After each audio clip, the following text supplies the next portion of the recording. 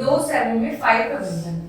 जब हम विंडोज 7 का यूज करते हैं तो उसके अंदर हम फाइलों का कैसे मैनेजमेंट करते हैं, जब हम फाइल्स बनाते हैं तो किस तरीके से फोल्डर्स में सेव करते हैं, फाइलों को रीनेम करना, फोल्डर्स का मैनेजमेंट करना, ये सब हम इस चैप्टर में सीखेंगे।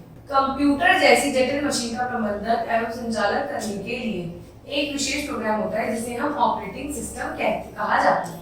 भाई कंप्यूटर में जब हम काम करते हैं तो उसका एक इंटरफेस भी तो होता है जिसपे हम सारे एप्लीकेशन चलाते हैं या अपने काम को सरल बनाते हैं, वो होता है ऑपरेटिंग सिस्टम। यह प्रोग्राम प्रयोगकर्ता और कंप्यूटर के बीच में एक माध्यम का कार्य करता है। भाई जब हम प्रोग्राम प्रयोगकर्ता, जिस प्रोग्राम पे हमें काम करना, जो प्रयोगकर्ता जो हम होते हैं, और कंप्यूटर के बीच में एक मोड होता है जिससे हम कंप्यूटर को यूज कर सकते हैं। हम इनपुट उपकरणों के माध्यम से अपने संदेश ऑपरेटिंग सिस्टम को भेजते हैं। इनपुट उपकरण जैसे हुए माउस, कीबोर्ड, इसके द्वारा हम अपने संदेशों को, अपने डाटा को, अपने निर्देशों को कंप्यूटर से किसे भेजते हैं, ऑपरेटिंग सिस्टम के पास। और आउटपुट उपकरण के माध्यम से उनके परिणाम प्राप्त करते हैं, जैसे मॉनिटर, प्रिंटर, इन सब के द्वारा हमें क्या मिलता है, परिणाम मिलता है। ऑपरेटिंग सिस्टम कंप्यूटर के सभी भागों को नियंत्रित करता है। सारे कंप्यूटर के जितने भी भाग हैं सब ऑपरेटिंग सिस्टम के से होते हैं। ये सिस्टम का मेन पार्ट होता है ऑपरेटिंग सिस्टम। और हमारी कमांड्स का क्रियान्वयन करवाता है। जो भी हम कमांड्स देते हैं ऑपरेटिंग सिस्टम सीपीयू को बताता है। इस प्रकार ऑपरेटिंग सिस्टम कंप्यूटर से कोई काम भी करवाने के लिए हमारे लिए बहुत आवश्यक है।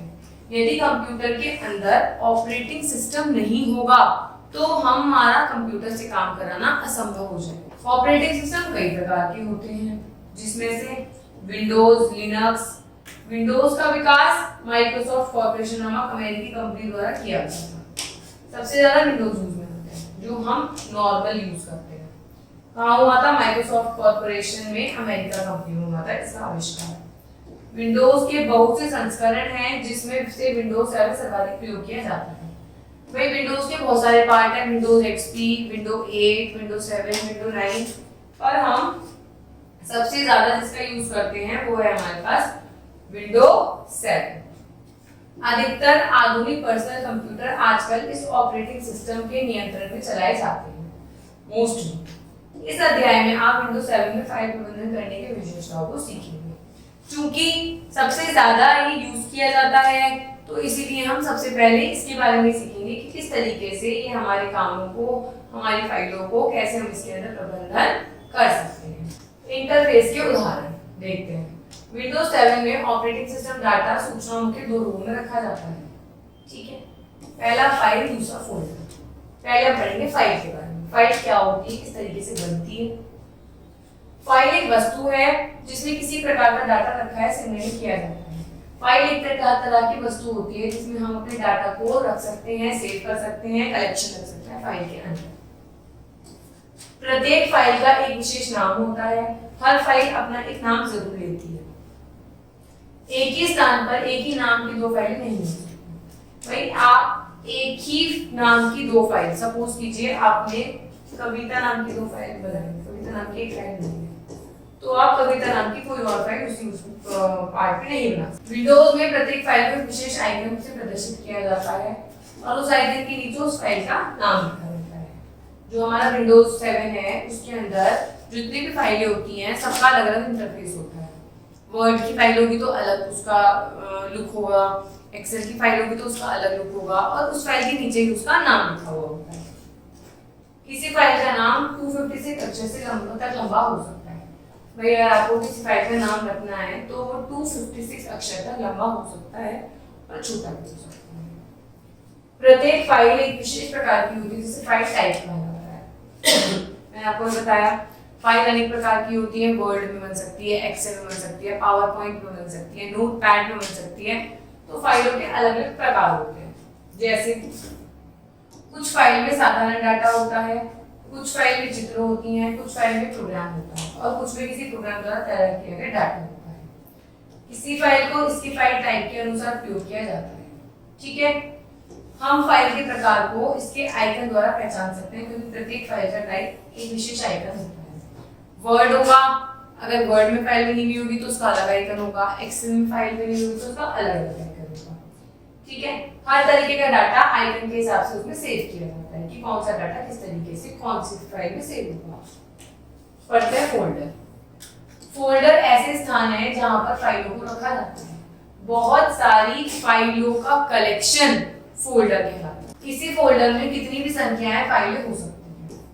किसी फोल्डर में अन्य फोल्डर भी रखे जा सकते हैं जिन्हें हम सब फोल्डर कहते हैं। ऐसा नहीं है फोल्डर के अंदर से फाइलों का कलेक्शन होता है, फोल्डर के अंदर भी आप फोल्डर को बना सकते हो जिसे आप क्या कहोगे, सब फोल्डर। किसी फोल्डर में रखी सभी फाइलों के नाम अलग अलग और विशेष होने चाहिए। ये तो हमने पहले भी पढ़ा है। एक फोल्डर के अंदर कविता नाम की 2 फाइलें या किसी भी नाम की 2 फाइलें एक साथ नहीं हो सकती।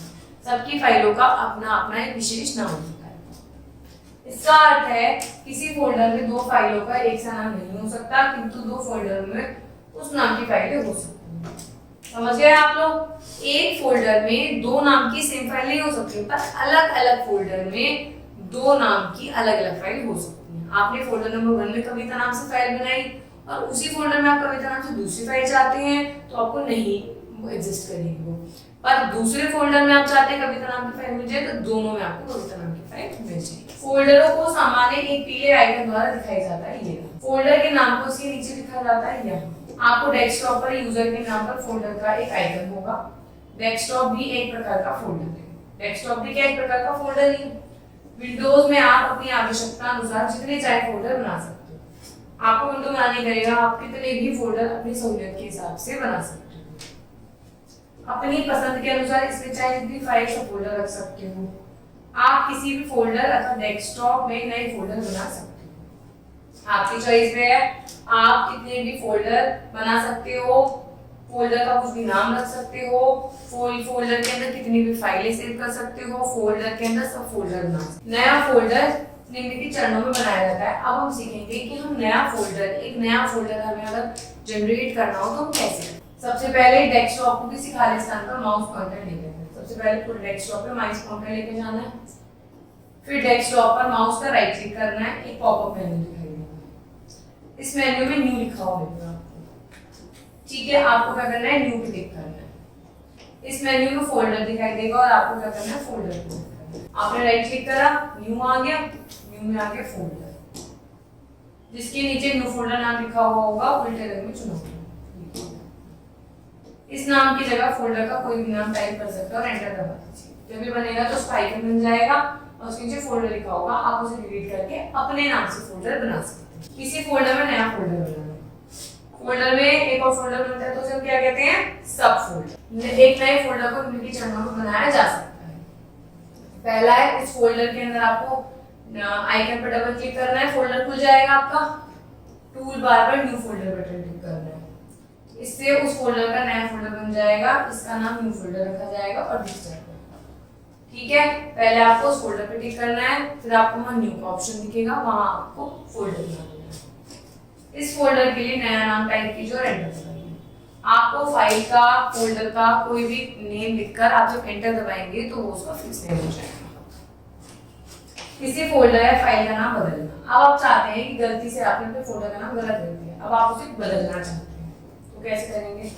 आप किसी भी फोल्डर या फाइल का नाम निम्नलिखित रूप से बदल सकते हैं। पहला, उस फोल्डर या फाइल के आइकन पर राइट क्लिक करना है। ये ऐसे राइट क्लिक करोगे आप, ये ऑप्शन खुल जाएगा, पॉपअप मेन्यू खुल जाएगी जब आप इस पर राइट क्लिक करोगे इस तरह। इस मेन्यू में रिनेम विकल्प है, ये उस फोल्डर फाइल के लिए नया नाम टाइप कीजिए, राइट क्लिक। जब आप रिनेम पे क्लिक करेंगे तो आपको नीचे ऑप्शन आ जाएगा कि आप उस फोल्डर का नया नाम रख सकते हैं। नया नाम लिखिए और एंटर प्रेस कर दीजिए तो आपके फोल्डर का नया नाम रखा जाए। किसी फोल्डर या फाइल को हटाना। अब आप या तो फोल्डर को डिलीट करना चाहते हैं या फोल्डर के अंदर फाइल को डिलीट करना चाहते हैं, वो कैसे करेंगे? आप किसी भी फोल्डर या फाइल को निम्न प्रकार हटा सकते हैं। पहला, उस फोल्डर या फाइल के आइकन पर राइट क्लिक कीजिए। इससे आपको पॉपअप मेन्यू दिखाई देगा। जैसे आपको ये सारे पॉपअप मेन्यू दिखाई दे रहे हैं वैसे दिखाई देगा आपको। ठीक है, पॉपअप मेन्यू है, इसमें देखिए डिलीट लिखा है ना, बस इस मेन्यू में डिलीट विकल्प दिखेगा आपको। इससे आपको एक फाइल फोल्डर हटाने के लिए डिलीट पे टिक कर दोगे जब आप, तो डिलीट आपको ये वाला मैसेज बॉक्स देगा। ठीक है, are you sure you want to move this folder to recycle bin? मतलब आप इसे डिलीट करके रिसाइकल, क्योंकि आपके कंप्यूटर में जब भी आप कुछ भी डिलीट करते हो तो वो रिसाइकल बिन में चला जाता है। तो इसलिए पूछ रहा है कि आप रिसाइकल बिन में भेजना चाहते हो, तो आप क्या कर दोगे, यस। यदि आप वास्तव में उस फोल्डर या फाइल को हटाना चाहते हो तो आप यस बटन पर क्लिक कर दोगे। इससे आपके द्वारा हटाई गई फाइल फोल्डर रिसाइकल बिन में चली जाएगी। जहां से आप डिलीट करना चाहते हो वहां से वो फाइल डिलीट हो जाएगी। किसी फाइल या फोल्डर को अन्य फोल्डर में नकल करना। अगर आप किसी एक फोल्डर को किसी और फोल्डर में पहुंचाना चाहते हो सेफ्टी पर्पस के लिए, तो वो कैसे करेंगे?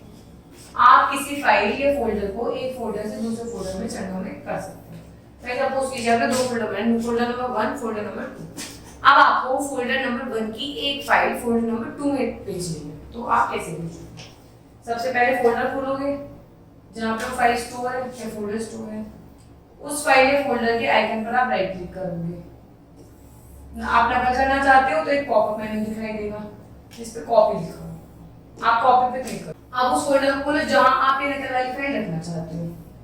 उस फोल्डर में किसी खाली स्थान पर राइट क्लिक करो और उसमें पॉपअप लिखा हुआ आएगा कॉपी और पेस्ट का। आपको क्या करना है, यहाँ पे पेस्ट कर देना है।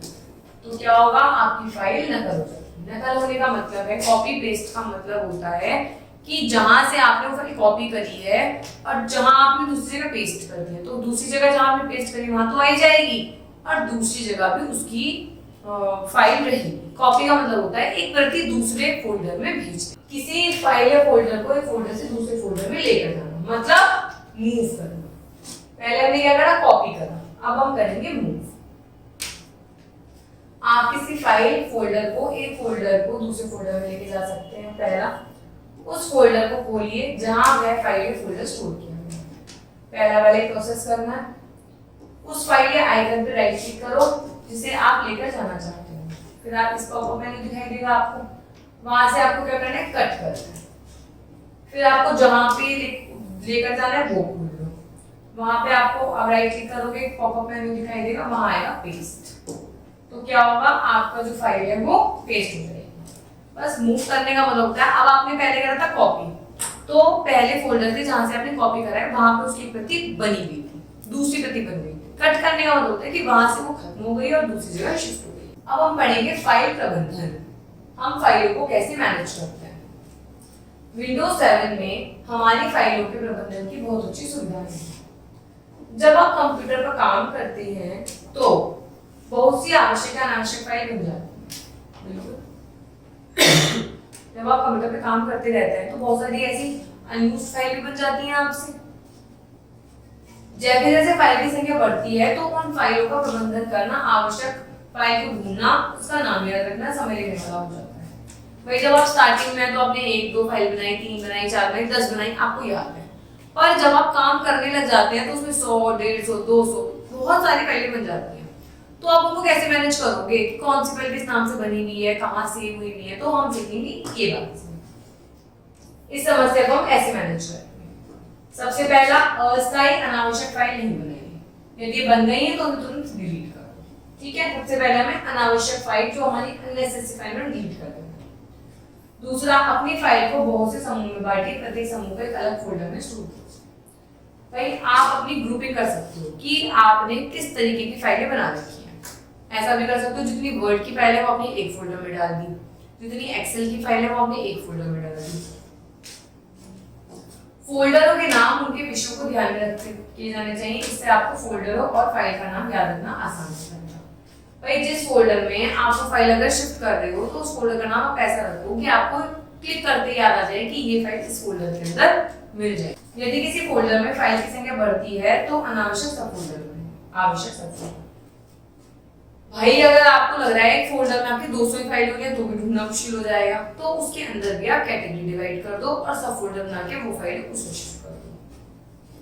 अपने फोल्डर को समय समय पर जांचते रहिए, डुप्लीकेट अनावश्यक फाइलों को हटाते रहिए। इससे आपकी हार्ड डिस्क को स्थान मिल जाएगा और आपको किसी फाइल का पता लगाने में समय बच जाएगा। क्या करना है, समय समय पर अनावश्यक फाइलों फोल्डर की छटाई करते रहो। ग्रुपिंग के अकॉर्डिंग अपनी फाइलों को सेव करो अपने फोल्डर्स के अंदर। तो इससे क्या होगा, फ्यूचर में अगर आपको किसी भी फाइल की जरूरत पड़ेगी तो वो आपको बहुत आसानी से मिल जाएगी। Thank you.